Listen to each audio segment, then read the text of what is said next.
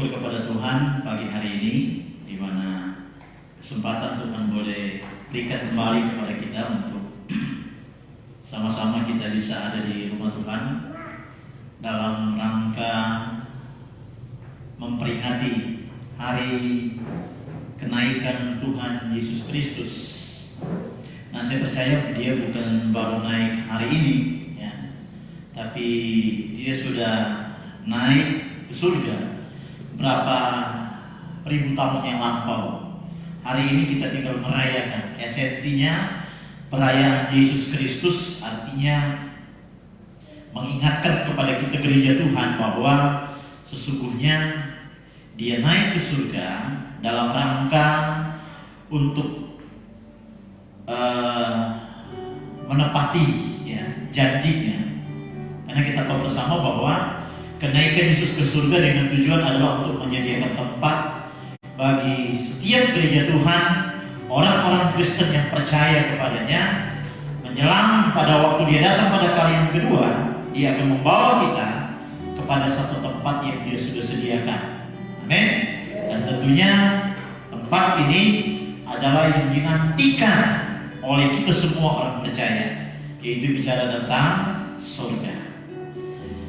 Nah, hari ini saya akan bicara yang mungkin sedikit berbeda.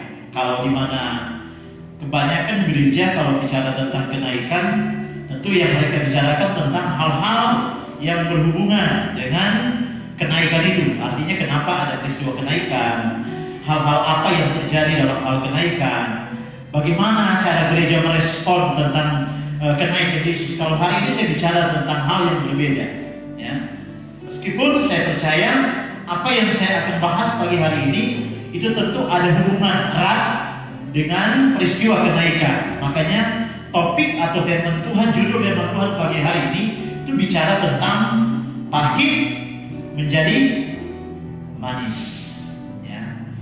Kita buka satu kebenaran firman Tuhan dalam Keluaran pasal 15 ayat 22 dan ayat 27. Tentunya sebelum saya menyampaikan firman Tuhan, saya tetap menyapa kepada seluruh jemaat Tuhan yang mungkin hari ini menyaksikan secara live pelayanan firman Tuhan pagi hari ini, dimanapun Anda berada. Dan saya percaya ketika Anda menyaksikan firman Tuhan ini dengan sungguh-sungguh, saya yakin Anda akan diberkati oleh Tuhan.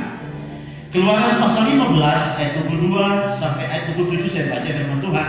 Dalam nama Tuhan Yesus Kristus, Musa menyuruh orang Israel berangkat dari laut ke laut.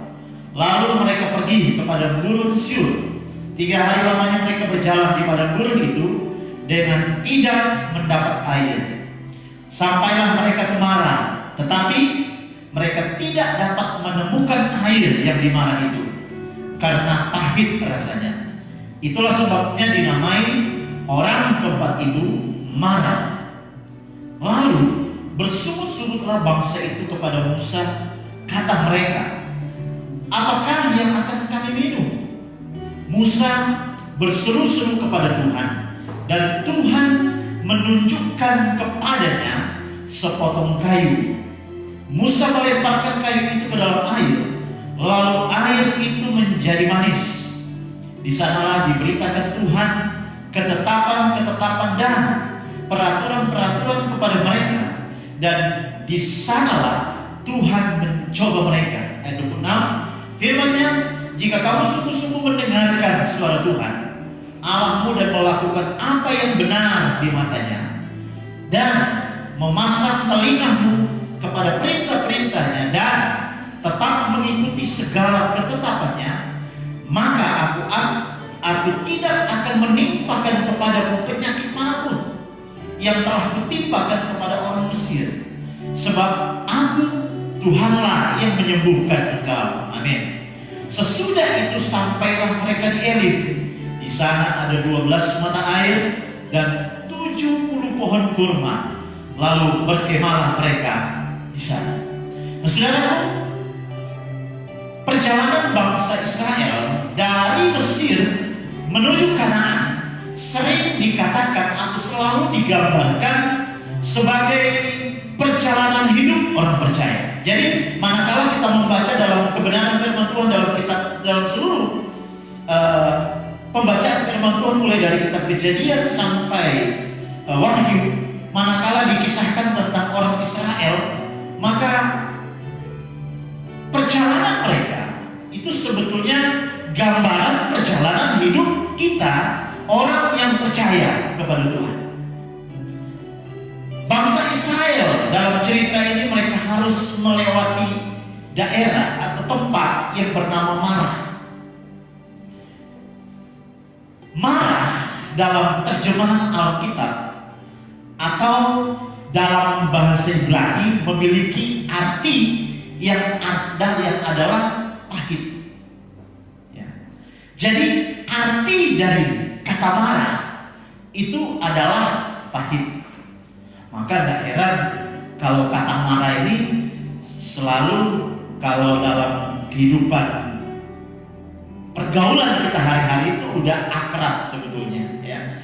Ketika ada orang yang lagi marah-marah, nah Alkitab mengidentifikasi orang itu lagi dalam kondisi pahit.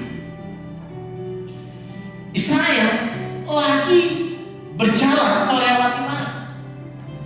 Kita juga sama, sementara diperhadapkan dengan hal-hal yang bisa menjadi dalam perjalanan hidupmu hari lepas hari dalam kondisi yang dimana Anda mengalami pahit.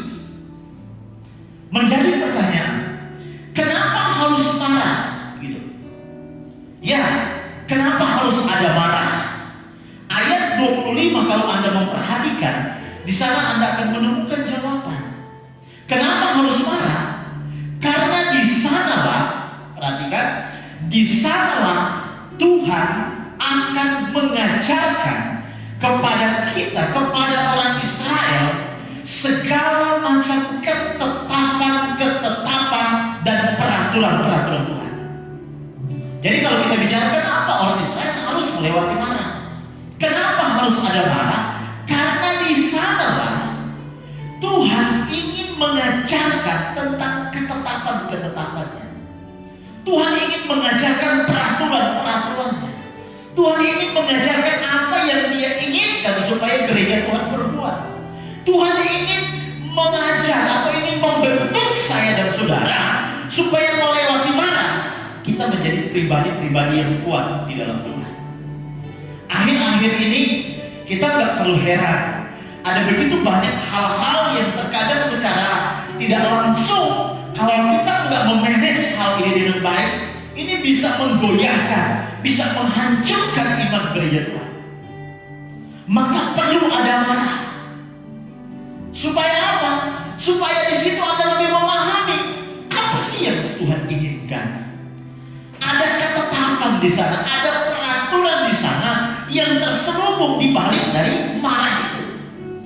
Supaya melewati marah, Anda semakin dibentuk, Anda semakin diperbaharui, Anda semakin menjadi seseorang yang menjadi apa yang Tuhan mau, bukan apa yang Tuhan mau. Akhir-akhir ini kita berusaha untuk menjadi pribadi-pribadi yang bukan menurut apa yang Tuhan mau, tetapi apa yang kita mau.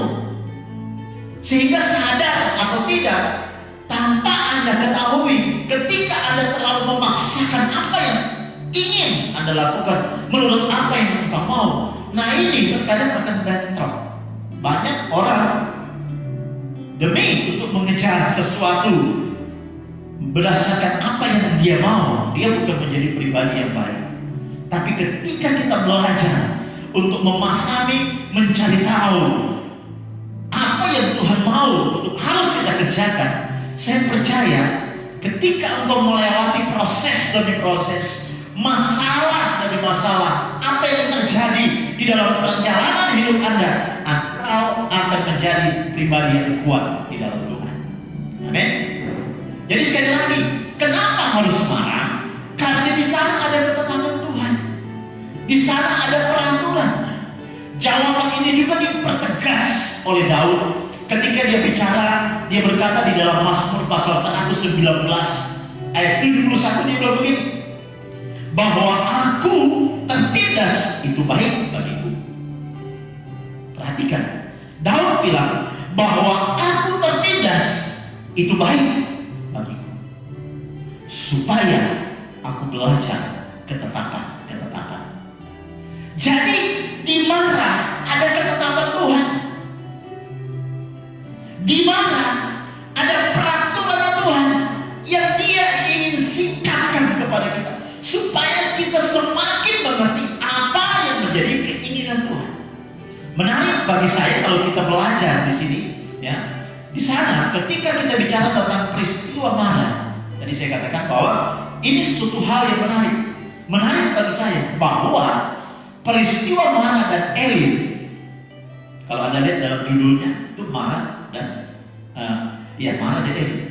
Ketika engkau melihat di sana peristiwa marah dan Elim itu dicatat dalam satu perikop yang sama. Betul? Kalau Anda melihat di dalam Alkitab, saudara, sama, ya. Kalau ada yang berbeda kasih tahu. Di dalam Alkitab, marah dan Elim itu dicatat di dalam satu perikop yang sama. Jadi pertanyaan, apakah ini kebetulan? Menurut saya, ini bukanlah kebetulan. Kenapa? Melainkan ini memuat suatu janji Tuhan, bahwa di balik marah Tuhan atau Dia menyediakan Elim. Amin. Jadi ketika kita membaca marah dan Elim, ini bukan kebetulan. Kenapa? Karena ketika kita melihat di sini ada satu pesan, ada message-nya Tuhan yang harus Anda lihat di sini, bahwa sesungguhnya di balik dari marah Dia menyediakan Elim. Seperti apakah Elim? Kalau Anda baca dalam ayat 27 tadi kita lihat, di sana firman Tuhan katakan ada 12 mata air dan 70 pohon kurma. Artinya apa? Tuhan tidak membiarkan kita terus terpuruk dalam kepahitan. Sebaliknya, Dia menyediakan atau Dia menuntun kita untuk meraih berkat yang Dia sudah sediakan di Elim. Amin. Amin. Kalau begitu, apa yang kita akan pelajari? Pelajaran apa yang dapat kita ambil saat kita dimarah? Maksudnya dimarah bukan dimarah kakak bukan begitu. Pelajaran apa yang kita ambil ketika Anda diizinkan Tuhan ada dimarah, gitu. Yang pertama yang harus Anda pahami, pelajaran pertama itu adalah free will. Tahu apa istilah free will? Kalau bahasa Jepang bilang itu kehendak bebas. Ya. Pelajaran pertama itu free will. Saudara, kita adalah manusia dan kita bukan robot. Siapa yang robot di sini? Tidak ada. Ya. Dan pemirsa atau jemaat yang mengikuti firman Tuhan pagi hari ini, kita semua adalah manusia, ya, bukan robot. Artinya kita punya free will, kita punya kehendak bebas. Nah, terkadang masalah itu bisa terjadi, ya, masalah yang terjadi dalam kehidupan kita itu terjadi karena apa yang telah kita lakukan secara sendiri. Kemauan kita. Amsal pasal 3 ayat 1 ayat 2 dia bicara begini, hai anakku, janganlah kau melupakan ajaranku, dan biarlah hatimu memelihara perintahku, karena panjang umur dan lanjut usia serta sejahtera akan ditambahkan kepadamu. Amsal pasal 3 ayat yang ke-16, saya kasih ayat supaya Anda memahami tentang apa itu free will. Ayat 16 berbicara umur panjang ada di tangan kanannya, di tangan kirinya kekayaan dan kehormatan. Saudara, dari ayat tadi yang kita bahas jelas Tuhan telah memberikan kepada kita sesuatu yang baik. Sesuatu yang baik ada di tangan kita, bukan di tangan Tuhan. Dia tahu, ya, semua yang baik itu ada di tangan kita. Pahamkan kan ini? Ya, mengerti ini dengan baik kalau kita memperhatikan firman Tuhan. Jadi Tuhan sudah memberikan semua yang terbaik. Artinya apa? Tinggal bagaimana kita mengolahnya. Saya percaya Anda bisa hidup, Anda bisa melakukan aktivitas, bangun pagi, Anda bisa menikmati sesuatu yang baik. Tuhan sudah tahu. Perhatikan, ketika Tuhan memberi Anda sesuatu yang the best, yang terbaik, tentu Allah beri sesuatu kelonggaran kepada kita untuk mengolah. Anda tak akan mungkin disetting, diatur seperti robot. Kemudian Anda harus melakukan segala sesuatu menurut apa yang orang mau, yang dikontrol. Anda nggak perlu dikontrol. Saking istimewanya Anda diberikan hak untuk mengolah apa yang Tuhan beri. Yang perlu kita lakukan itu hanya berserah. Berserah di sini bukan berarti nggak melakukan apa-apa. Berserah artinya melakukan semua yang bisa kita lakukan sesuai dengan kemampuan kita, dan lainnya biar Tuhan yang bertindak. Tapi hari ini berbeda. Banyak orang berserah melakukan segala hal yang dia rasa dia mampu lakukan, tapi terkadang tidak melibatkan Tuhan. Banyak orang gagal, mengalami pahit karena kehendak bebas. Bebas di sini bukan semaunya gue. Bebas ini bukan semaunya apa yang saya lakukan saya lakukan. No, bukan begitu. Bebas di sini Anda lakukan semampu Anda yang bisa Anda lakukan. Tujuannya adalah menyenangkan hati Tuhan. Sisanya biar Tuhan yang melakukan. Bahayanya kalau Anda di luar dari apa yang Tuhan kehendaki. Jadi alasan yang pertama yang harus Anda pahami tentang marah itu ada kehendak bebas. Dalam kehendak bebas ini perlu pertanggungjawaban yang benar, ya. Perlu konsentrasi yang baik supaya apapun yang engkau kerjakan itu nggak keluar dari apa yang Tuhan inginkan. Banyak orang terjebak dalam kehendak bebas. Dikasih pilihan makanan apa? Anda sudah tahu kolesterol, tapi masih mau makan gula ya. Gula itu besar bukan? Ya. Apa ya? Minyak daging, ya, seafood. Nah, iya kan?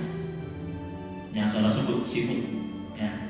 Jangan salah sebut. Kalau orang Cina bilang nanti jadi beda. Di bawah orang Cina sudah paham itu seafood itu jadi beda. Ya, saya tidak perlu ngomong nanti jadi beda. Sudah tahu Anda lagi kena gula, minum makanan yang berhubungan dengan manis. Nah, kebanyakan gereja ada dalam kondisi seperti ini. Di mana ada kata bebas. Ketika orang Israel sampai di tempat Alkitab katakan tempat itu nggak ada air, bukan nggak ada air, ada. Tapi airnya pahit. Gitu. Di situ ada kata bebas di situ. Bebasnya apa? Mau berserah atau bersungguh-sungguh? Mau bersyukur? Mereka nggak bersyukur bagaimana Tuhan sudah pelihara, Tuhan sudah kawal, Tuhan sudah sertai mereka sehingga tidak bisa keluar dari perbudakan. Itu satu mujizat yang luar biasa.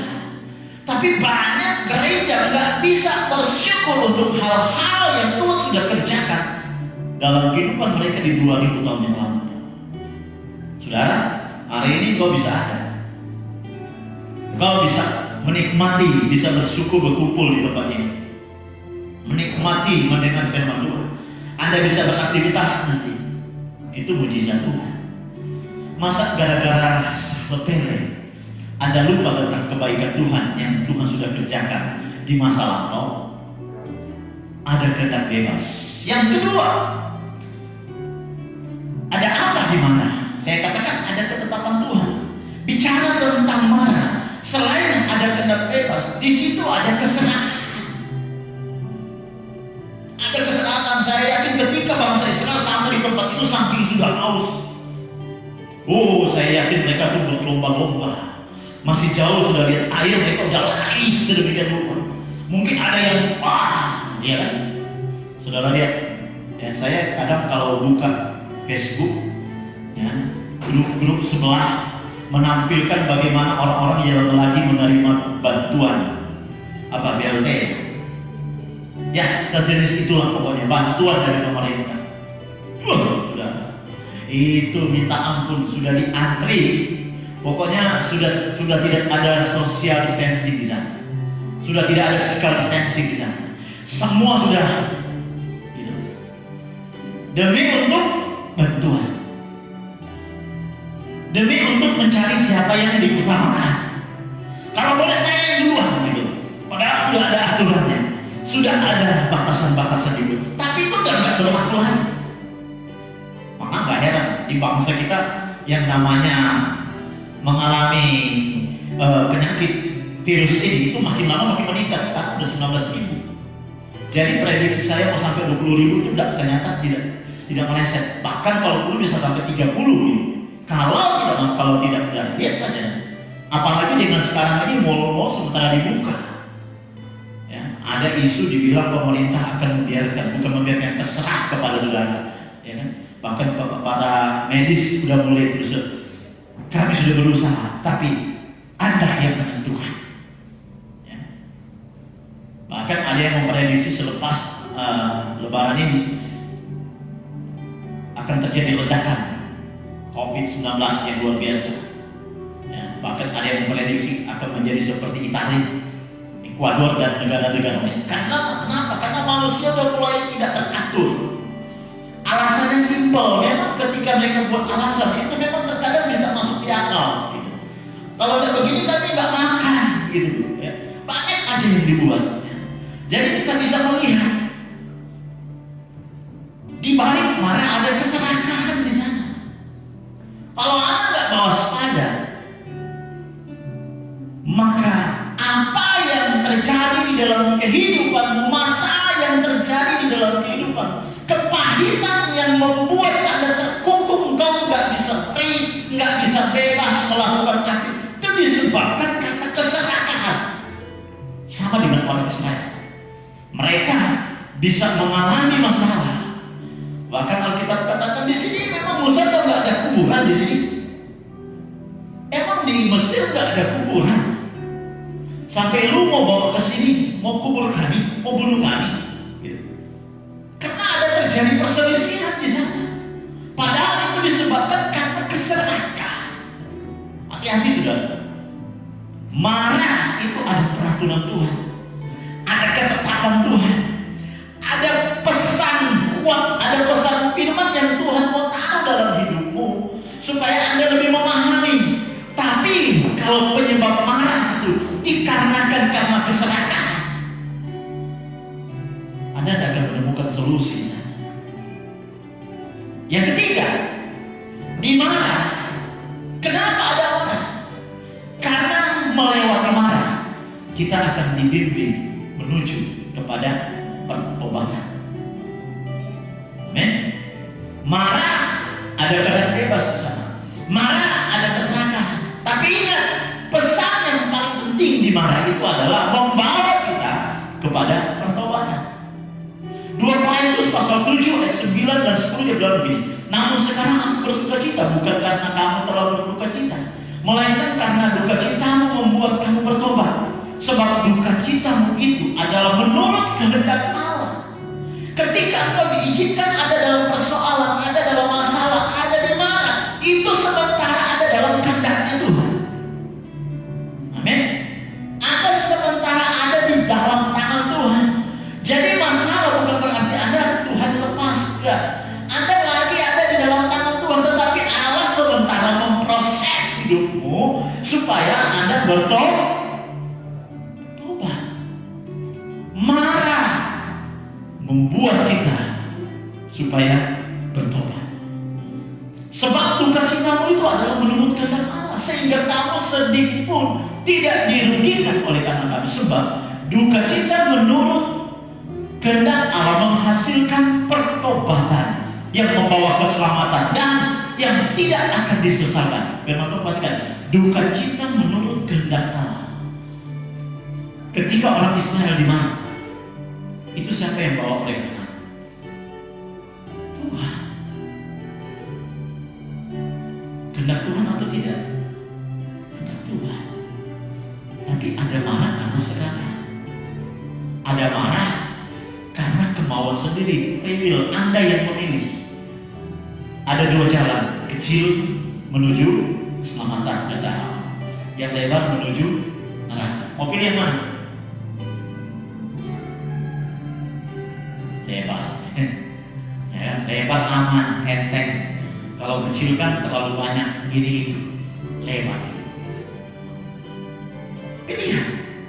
Tapi poin yang ketiga, marah itu menuntut Anda kepada pertobatan. Israel dibawa di marah itu bukan karena kemauan mereka, tapi memang Tuhan yang tuntun mereka melewati Musa supaya mereka bertobat. Saudara, dua ayat tadi saya rasa sudah cukup jelas. Permasalahan kita dapat membawa kita kembali kepada Tuhan dan bertobat dari kesalahan kita. Amin. Permasalahan yang Tuhan izinkan terjadi adalah Tuhan kehendaki untuk membawa kita kembali kepada Tuhan supaya apa? Kita bertobat dari kesalahan kita. Kanaan itu punya masa depan. Kanaan itu tempat impian. Kanaan itu sesuatu yang mengandung damai sejahtera. Supaya untuk orang menuju ke sana, Allah tak mau bawa orang yang masih ada kepahitan di sana. Untuk menuju surga, Tuhan tidak mau bawa orang yang masih hidup dalam marah. Surga itu hanya orang-orang yang sudah mengalami proses di mana. Kalau Anda ingin menikmati keselamatan yang dari Tuhan, izinkan Tuhan bawa Anda kemana supaya Anda diproses dan Anda menjadi pribadi-pribadi yang excellent di mata Tuhan. Amin. Keempat, selain pertobatan, di mana tujuannya supaya agar kita hanya mengandalkan Tuhan saja, bukan mengandalkan diri sendiri. Jadi kenapa ada marah? Supaya kita diajar Tuhan hanya mengandalkan Tuhan. Jadi ingat, kalau ada masalah yang terjadi dalam hidupmu yang harus Anda pikirkan apa hari ini, Tuhan mau supaya kita andalkan Dia, nggak andalkan diri sendiri. Beberapa orang ketika ada di marah berusaha untuk mengandalkan diri sendiri dan akhirnya tersesat. Kita punya kesaksian, saudara. Ada saudara Amuan di sini. Ya sebenarnya saya mau suruh dia bersaksi nanti. Tapi nanti kita cari kapan-kapan waktu. Nanti dia bersaksi tentang hidupnya. Jadi ketika saya bicara dengan saudara ini, dia punya kesaksian yang luar biasa. Bagaimana Tuhan izinkan proses hidupnya ketika dia mulai mengandalkan dia punya hebatnya, ternyata dia mengalami tersesat, tapi waktu Tuhan itu selalu tepat. Amin. Di mana ada proses. Ketika Anda diizinkan Tuhan ada di mana, ada proses di sana. Tujuannya supaya Anda mengandalkan Tuhan, nggak ada yang lain. 2 Korintus pasal 1 ayat 9 dia bilang gini, bahkan kami merasa seolah-olah kami telah dijatuhi hukuman mati. Pernah nggak Anda ketika ada masalah mau bunuh diri? Cuma Tuhan yang tahu, ya kan? Pernah nggak ketika Anda ada masalah, Anda mulai mempersalahkan Tuhan? Pernah nggak ketika engkau ada masalah, engkau rasa mending mati saja deh, lebih baik? Ada banyak hal-hal yang terkadang saudara ketika kita ada di mana, terkadang pikiran kita jadi negatif. Nah di sini terkadang kami seolah-olah telah dijatuhi hukuman mati, tapi hal itu terjadi supaya kami jangan menaruh kepercayaan kepada diri kami sendiri, tetapi hanya kepada Allah yang membangkitkan orang mati. Tuhan mau kita tidak mengandalkan diri kita sendiri, melainkan kita harus mengandalkan Tuhan dalam setiap apa yang kita lakukan. Baru-baru ini saya buat status, kalau Anda membaca, saya bilang kalau kita dicela, jangan membalas dengan kata-kata yang tidak baik, apalagi melewati sosial media. Jadilah berkat melewati kata-kata, karena kata-katamu itu adalah hatimu. Banyak orang Kristen nggak jadi berkat ketika ada persoalan. Loh, ya, justru bukan menjadi lembut, tapi menjadi keras. Merasa dia lebih hebat. Kenapa dia sadar kita belajar firman Tuhan? Masalah mendidik kita untuk kita belajar mengandalkan Tuhan. Tuhan tidak mau kita mengandalkan diri sendiri, melawan dengan logika kita. Tapi yang Tuhan mau kita mengandalkan Tuhan di setiap apa yang kita lakukan. Anda bayangkan ketika orang Israel ada di Marah, apa yang terjadi? Ya, ketika mereka minum air yang ternyata bukan air tawar, pahit, mereka mulai marah, mereka mulai ngomel, mereka mulai menyalahkan Musa dan segala hal yang terjadi. Bukan mengandalkan Tuhan, menyalahkan orang lain. Bukan mengandalkan mencari kekurangan orang lain. Bukan mengandalkan Tuhan sok sombong di sosial media. Siapa Anda? Emang ketika Anda mengandalkan kekuatan bisa mengubah kepahitan itu menjadi lebih baik? Bisa mengubah amarah itu menjadi sesuatu yang menyenangkan? Tak ada. Tapi ketika kita mulai coba merendahkan diri, bagaimana Musa? Ketika dia disalahkan, dia bilang biar rasa-rasa ini orang Israel, saya mau berdoa supaya Tuhan bakar. Bisa jadi. Nggak bersyukur saya sudah bawa dari Mesir. Yang minta kalian keluar itu Tuhan, bukan saya. Bisa saja berapologia seperti ini, membela diri, tapi sedikit pun enggak. Karena Tuhan justru Musa merendahkan diri. Semakin tertekan dia semakin merendahkan diri. Dia mengandalkan Tuhan dan Tuhan tunjukkan sesuatu. Kayu itu yang menjadi solusi dan air itu bisa menjadi tawar.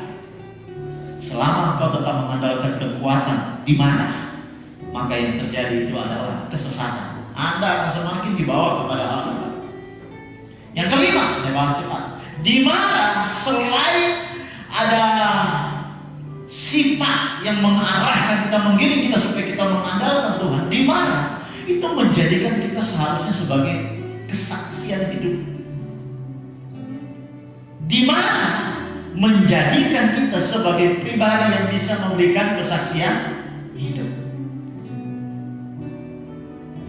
1 Korintus 2 Korintus pasal 1 ayat 4 dia bilang begini, terpujilah Tuhan Allah kita Yesus Kristus, Bapa yang penuh belas kasihan dan Allah sumber segala penghiburan, yang menghibur kami dalam segala penderitaan kami, sehingga kami sanggup menghibur mereka yang berada dalam bermacam-macam penderitaan dengan penghiburan yang kami terima sendiri dari Allah.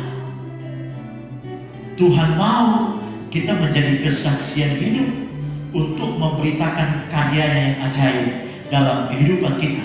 Kalau Tuhan izinkan kita ada di mana. Saudara, saya mau tanya, siapa orang yang paling powerful untuk menegur orang yang kecandu narkoba? Siapa? Tentu logikanya adalah mereka yang pernah mengalami kecanduan. Ya kan? Kalau saya yang bukan kecanduan, lalu saya bilang, ayo, kamu pasti bisa untuk berhenti narkoba. Pasti orang yang lagi kecanduan narkoba kamu bilang, aduh, kamu belum pernah mengalami sih. Kamu belum pernah merasakan apa yang saya alami. Noh, kalau dia sudah ngomong seperti itu, saya sudah tidak tahu mau ngomong apa. Oh enggak, nggak mungkin dong. Ya. Tapi kalau seseorang yang mantan pecandu, dia akan berkata, kamu bukannya nggak bisa, tapi kamu nggak mau. Betul kan? Karena dia sudah pernah alami. Ini saya 20 tahun kok. Nah, ya kan? Masa? Iya. Nah, saya gimana? Saya mau gimana nih? Saya pasti lihat saya punya coretan-coretan, nggak ada juga kan? Kecuali bekas luka, saya potong sendiri gara-gara ini. Ya. Bekas luka di sini. Ya. Kemarin kita lagi tebang pohon kelapa. Ya, puji Tuhan selesai dengan baik. Tapi ada masalah di sana. Ya, saya bersaksi sedikit. Masalahnya karena ada di mana, gitu. Karena ada di mana, Saya ditegur ibu guru. Tuh lagi marah, lagi emosi. Ya puji Tuhan, segala perkara selalu ada pelajarannya. Gitu kan. Jadi setelah sudah selesai tumbang, ini kesaksian. Ada kelapa yang sudah tumbang, ada kelapa kecil. Jadi kelapa kecilnya waktu dia tumbang, dia bawa itu daun kelapanya terus. Nah saya, masalahnya itu tumbangnya yang kita tumbang ini pokok kelapa yang di sebelah. Menurut kesepakatan kami dengan orang di sebelah, itu cuma satu kelapa yang ditebang. Kan? Tante bilang, bukan ditebang, dia cuma minta diracun. Saya bilang nggak boleh kalau diracun, kalau dia tumbang, tetap kena kita juga kalau udah kering. Tebang. Oke, semangat. Satu. Tidak mau. Selesai sudah, ini belum sampai ke sana. Saya tetap mikir ini tuh mau disensor atau enggak, mau ditumbang atau enggak. Om Niki bilang, hantam saja Om. Tiga-tiganya. Nah dia malah lebih parah ya kan. Ini hamba Tuhan Niki ini lebih parah. Dia bilang tiga-tiganya. Saya bilang oke, satu aja. Sudah tanggung, sudah di sini. Saya bilang nggak boleh. Saya takut ada masalah dengan orang sebelah. Karena saya sudah kenal baik dengan mereka. Kalau masalah ribet, saya bilang. Tapi tetap mau tumbang aja. Ya udah, karena sudah di situ, akhirnya tumbang. Tiganya tuh baru dua, satu tumbang. Jadi seperti saya katakan tadi, ada pohon kelapa kecil, dia bawa, dia punya rantingnya, jadi tidak patah. Nah saya orangnya karena saya ingin cepat-cepat, ingin mau bersihkan supaya kalau sudah bersih, yang tetangga ini datang dia tidak lihat ada kotoran, gitu kan? Minimal kalaupun dia marah, ngapain ditebak, gitu kan? Mungkin kalau dia marah-marah, minimal sudah bersih. Itu pikiran saya. Jadi waktu itu saya cepat-cepat, ini lagi hujan, cepat-cepat. Nah, bodohnya saya, waktu saya tebang, saya berdiri pas di atasnya lahannya ini, jadi saya nggak tahan. Jadi waktu saya tebang, dia punya ini naik, nah kebayang tidak saudara, waktu dia naik, dia hantam ke bawah, dia punya darah, itu kayak keran, saudara. Waktu keluar, saking saya tak mau kasih lihat ke mereka, ya ada Om Niki, ada Om Stephen, ada Samuel, pokoknya ada berapa orang di situ. Saya tahan begitu. Saya tahan, tapi saya bilang, saya tahan. Jadi saya cuma bernafas, gitu. Karena saya tidak mau kelihatan ini keluar, saking banyaknya. Gitu. Jadi saya keluar, saya mau pura-pura gitu. Dan memang mereka tidak tahu ternyata, gitu kan, mereka tidak tahu. Rupanya si tukang nebang lihat, waduh kesian, si Mas itu katanya, dia tidak tahan, tiba-tiba dia tepat. Tapi kalau biasa ada apa-apa, pas langsung kayak ayat yang udah. Pokoknya saya sudah tidak tahu apa ya, akhirnya, tapi puji Tuhan, ini udah sembuh. Jadi saya kebayang kalau orang lagi tinju dipupat gitu. Ini kayu yang pukul pak gitu.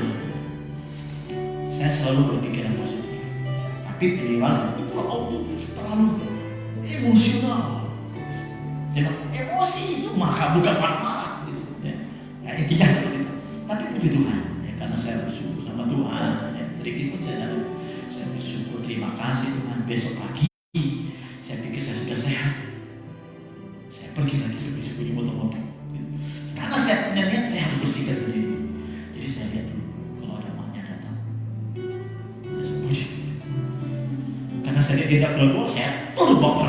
Gitu saya mulai bersihkan. Lagi saya bersihkan, tiba-tiba tidak sadar dia sudah berdiri di depan. Udah nggak bisa lari saya. Saya sudah bingung gimana caranya saya membuat ini. Saya harus cari akal. Saya langsung pura-pura lari ke belakang WC. Rupanya di situ banyak kerengkel, banyak kerengkel. Saya lari di situ pura-pura bersih, kerengkel dia naik sama situ. Di situlah saya mulai berdiri. Dia lagi begini, dia ketawa. Saya dapat dia. Jadi dia lagi marah-marah, dia jadi ketawa.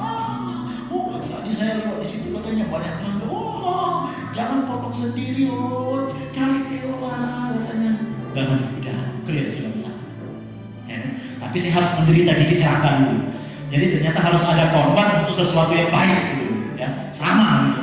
Harus ada proses kalau kita ingin melihat sesuatu yang baik. Akhirnya saya keluar, itulah banyak, itulah Om. Ini nanti saya bersihkan ya Om, nanti bersihkan saya mau lewat sini. Jadi awalnya dia cuma minta racun, tapi kita tebak itu. Sampai sekarang udah komplain. Malah dia bilang ini bagus supaya tidak ada kelenjar. Ketika kita menghadapi sesuatu dengan baik, ya, bersikap positif ketika kita ada masalah, hasilnya juga pasti baik. Aneh. Masalah Tuhan izinkan supaya kita jadi kesaksian hidup. Sama orang yang lagi kecanduan, dia cuma bisa disembuhkan lewat kata-kata, lewat orang. Nah gereja, gimana Anda bisa jadi berkat kalau yang Anda tonjolkan tuh keegoisan Anda, emosi Anda gitu. Apa yang Anda dapat? Nggak ada. Tapi ketika kita mau belajar untuk tunduk di dalam rencana Tuhan yang ajaib, maka percaya sesuatu yang Tuhan bungkus di masalah itu akan memberkati hidupmu. Karena Tuhan mau ketika engkau ada di masalah, engkau jadi kesaksian melewati masalah itu. Jadi jangan pernah merangkap, saya ada masalah itu kemalangan, kepahitan. No. Kalau memang itu Tuhan izinkan, percaya. Karena melewati itu, Tuhan ingin Anda menjadi berkat melewati masalah itu kepada orang yang mengalami masalah yang sama. Amin. Yang keenam, di mana ada pekerjaan Allah yang dapat memang dinyatakan dalam kehidupan kita. Saudara tahu apa yang Tuhan nyatakan di dalam kehidupan orang Israel ketika mereka ada di mana? Air menjadi tawar. Cuma dengan kayu, air jadi tawar. Apa persoalan hari-hari ini? Saya percaya Tuhan mau kerjakan sesuatu di dalam persoalan apapun yang kau hadapi. Jangan pernah meratap, jangan pernah menganggap menyesal, jangan pernah menganggap saya sudah mengalami sesuatu yang menyakitkan. Tidak. Ada pesan di sana yang Tuhan ingin kerjakan supaya melewati masalah itu Anda bangkit kembali. Amin. Ketika kita bangkit, tentu yang Tuhan mau yang muncul itu adalah pribadi-pribadi yang menyenangkan hati Tuhan. Kalau kita masalah, ketika kita ada masalah, kita kerap kali mencari kambing hitamnya. Tapi hari ini, kalau kita ada masalah, jangan cari kambing hitamnya, cari Tuhan. Karena di dalam Tuhan ada jalan keluar. Amin. Tuhan ingin menyatakan kuasanya. Tuhan ingin menyatakan mujizatnya. Yang ketujuh, pesan yang kita temukan di mana itu adalah Tuhan ingin mendatangkan kebaikan. Roma pasal 8 ayat 28. Kita tahu sekarang bahwa Allah turut bekerja dalam segala sesuatu. Bicara dalam segala sesuatu enggak harus dalam hal yang baik. Dalam hal yang buruk pun Tuhan mau bekerja supaya melewati itu akan mendatangkan kebaikan. Itu dalam tanda kutip hanya kepada mereka yang mengasihi Tuhan. Jadi ketika kau ada masalah, percaya, andalkan Tuhan. Ketika kau tetap mengandalkan Tuhan, maka saya percaya ada kebaikan yang Tuhan akan nyatakan dalam hidupmu hari lepas hari. Amin. Jadi mari saudara, pesan yang kita ketemukan melewati peristiwa kenaikan, tentu untuk mencapai surga, rumah Bapa itu sediakan, itu tidak segampang seperti yang kita pikirkan. Tapi ada proses yang memang harus kita lalui, sama seperti orang Israel ketika mereka ada di Marah. Ya kan? Jadi tidak segampang untuk bisa sampai ke Kanaan, tak segampang. Harus begini. Nah saudara, saya kasih 3 hal, secepat saya akan bahas. Ada 3 hal yang kita butuhkan. Asal kita, ketika kita ada dalam masalah, ada 3 hal yang kita butuhkan, yang harus kita ingat baik-baik. Jadi ketika kita Tuhan izinkan ada di mana, ya, ketika kita Tuhan izinkan ada dalam masalah, 3 hal ini harus kita cermati dengan baik. Penting untuk kita pahami supaya kita bisa mengerti pesan atau apa yang Tuhan mau melewati masalah itu. Yang pertama itu sahabat. Yang kita butuhkan pertama adalah sahabat. Ketika kita ada dalam masalah, sekali lagi, yang kita butuhkan itu adalah sahabat. Amsal pasal 17 ayat 17 dia berkata, seorang sahabat menaruh kasih setia dan menjadi seorang saudara dalam kesukaran. Kita butuh sahabat kalau kita ada masalah. Ya, kita butuh sahabat yang sejati, yang menerima kita apa adanya dalam setiap persoalan kita. Ya. Kita butuh seorang sahabat. Kita tidak mungkin berjalan sendiri. Tentu kita butuh seseorang yang bisa menguatkan kita. Apapun yang terjadi, dia mau menerima kita apa adanya. Dan saya mau katakan, Yesus itu adalah sahabat sejati kita. Amin.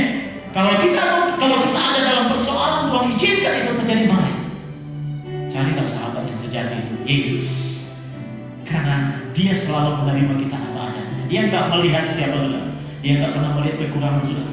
Dia nggak pernah menceritakan kejelekan saudara. Saya juga belajar untuk selalu bicara tentang hal-hal yang positif. Ya. Kalau saya lihat orang-orang yang ada di Facebook bicara tentang kelemahan, saya banyak. Dan tante juga istri saya kalau dia ngomong, saya sudah memang jangan bicara. Tanya aja. Saya paling nggak suka bicara kekurangan. Meskipun saya tahu, saya paling nanti saya cuma bilang udah kita berdoa saja. Karena di setiap masalah Tuhan punya sesuatu yang baik yang Tuhan mau kerjakan atas hidupnya. So, yang kita butuh adalah Yesus. Amin. Kita butuh Yesus karena dia mengerti kita. Suami tidak mengerti kita, istri tidak mengerti kita, anak-anak apalagi. Yesus paham betul apa yang menjadi kebutuhan kita. Undang dia, panggil dia, berjalan terus bersama dengan dia, dan saya percaya kau gak akan pernah dikecewakan. Yang kedua, bicara tentang faith, iman. Yang kita butuh selain sahabat itu adalah iman. Matius pasal 9 ayat 29 dia bilang begini, lalu Yesus menjamah mata mereka sambil berkata, jadilah kepadamu menurut iman.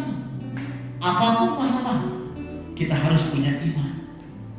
Kita harus mempunyai iman. Amin. Bahwa kita dapat melewati setiap permasalahan, apapun yang terjadi bersama dengan Yesus, kita cakap untuk menanggungnya. Di sini dibutuhkan iman. Percuma Anda percaya Yesus tapi Anda tidak punya iman. Jadi selain kita butuh berjalan dengan Yesus sebagai sahabat, kita juga harus punya iman. Ketika ada masalah, kita percaya, kita bicara bersama dengan Tuhan. Aku mampu untuk melakukannya. Bersama dengan Tuhan, yang tidak mungkin menjadi mungkin. Jadi kita butuh iman. Yang terakhir, yang kita butuh adalah fun. Itu adalah sukacita. Selain kita butuh Yesus, kita butuh iman, kita butuh sukacita. Roma pasal 12 ayat 12 dibicara begini, bersukacitalah dalam pengharapan, sabarlah dalam kesesakan, dan bertekunlah dalam doa. Kita lihat dalam Amsal pasal 17 ayat 22, dia bilang, hati yang gembira adalah obat yang manjur, tetapi semangat yang patah mengerikan mulut.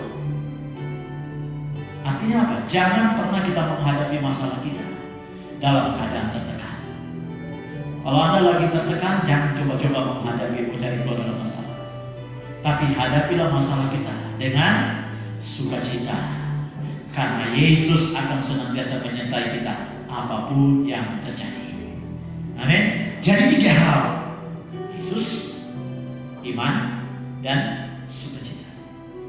Untuk apa kita takut lagi saat kita menghadapi persoalan? Kita punya Yesus yang hebat. Amin. Untuk setiap persoalan kita, Yesus itu ahli. Memang walaupun kita sudah percaya Yesus, masalah akan tetap ada dalam hidup kita. Ketika kita sudah terima Yesus, bukan berarti masalah tidak akan ada, dia akan tetap ada. Tapi bedanya adalah kita tidak lagi berjalan sendiri. Kenapa? Karena ada Yesus yang akan selalu menyertai hidup kita. Amin. Ayat terakhir, 1 Korintus pasal 10 13 dia bilang begini, pencobaan-pencobaan yang kamu alami ialah pencobaan-pencobaan biasa. Pencobaan apa yang kau anggap berat? Alkitab katakan itu pencobaan biasa dan yang tidak melebihi kekuatan manusia. setia. Pencobaan yang kita alami itu pencobaan biasa. Makanya jangan jadikan masalah itu sebagai ajang untuk kita balas dendam atau untuk mengata-ngatai orang. Banyak kita terjebak seperti itu ketika ada orang ada masalah, lalu kita baru tahu rasa. Siapa Anda? Gitu. Anda bukan hakim. Ya, pernah ada orang ketika ada orang yang saya pernah buka perdomaan, sharing dengan ibu gembala. Langsung ketika ada orang ini langsung, nah itu Pak, baru lihat itu. Gara-gara saya bilang jangan pernah berkata kalau orang ada begini lalu itu Anda bilang gara-gara begini. Anda udah jadi hakim di sana. Anda bukan hakim. Saya pernah baca ayat Alkitab ketika murid-murid Yesus melewati satu daerah. Saking daerah itu mungkin keras, kasar atau gak menerima, lalu dua murid Yesus bilang, "Guru, coba kirim api." Tuhan tegur itu murid. Tuhan gak izinkan kita ketika melihat orang lagi dalam masalah lalu Anda jadi sok seperti orang hebat. Nah itu dia. Itu gara-gara dia begini. Siapa Anda? Gitu. Giliran Anda nanti kena masalah baru tahu rasa. Jangan pernah menghakimi orang ketika orang ada dalam masalah. Yang setuju katakan? Mari kita manfaatkan untuk berdoa supaya yang hidup dalam masalah diberkati dan dikuatkan. Pencobaan itu biasa, tidak akan melebihi kekuatan. Tuhan izinkan. Dan ingat, marah ini, pahit ini diizinkan Tuhan karena ada pesan di sana. Bukan karena dia melewati. Kalau dia melewati, karena memang ternyata Tuhan kirim mereka ke marah. Ya, kalau ada masalah jangan bilang dia kadang-kadang benar. Ada, itu bukan hak Anda. Urusan dia dengan Tuhan. Kenapa dia ada masalah? Tapi kalau kita tahu, ya kita ingatkan secara pelan-pelan. Enggak toh harus melewati sosial media. Gitu.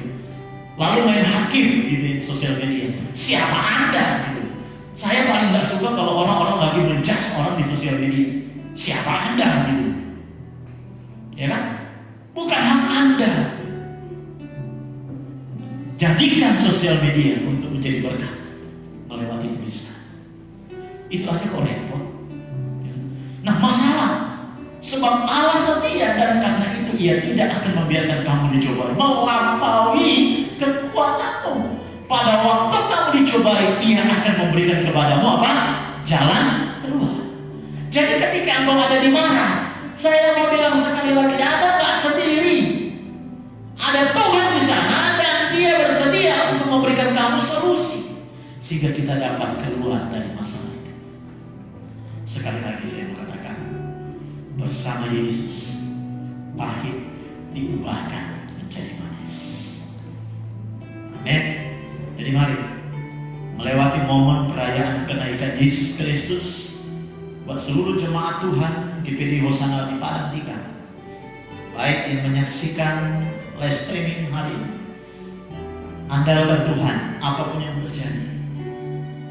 Jangan hanya mendengar, tapi jadilah peneliti Alkitab supaya Anda dikocokkan oleh kebenaran. Banyak sekali orang-orang yang terkesan tahu firman.